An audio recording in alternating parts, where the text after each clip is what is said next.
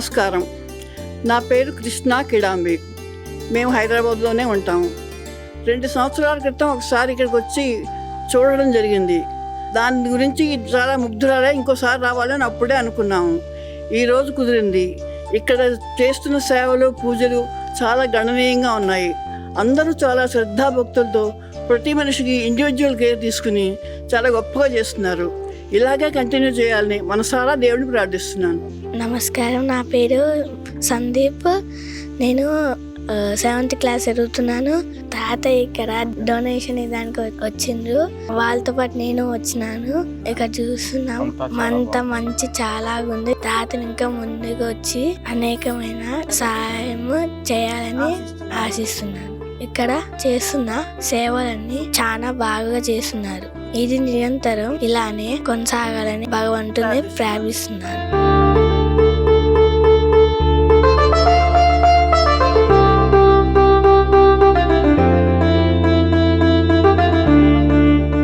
అమ్మా నాన్న అనాథాశ్రమంలోని అభాగ్యుల ఆకలి తీర్చేందుకు మానవతామూర్తుల, అన్నదాతల సహాయాన్ని కోరుతున్నాము.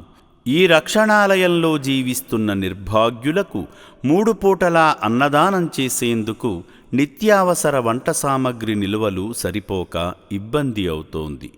ఈ స్థితిలో ఆకలి తీర్చే మానవతామూర్తుల సాయం కోసం ఈ అభాగ్యులు ఆశగా చూస్తున్నారు.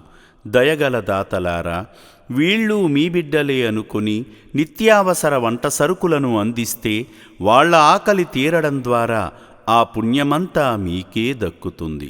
సేవాభావంతో మీరిచ్చే కేజీ బియ్యంతో 4 అభాగ్యులు కడుపు నిండా తింటారు. 3 పూటల 1800 మంది ఆకలి తీర్చాలంటే ఎంత కష్టమో ఒక్కసారి ఆలోచించండి.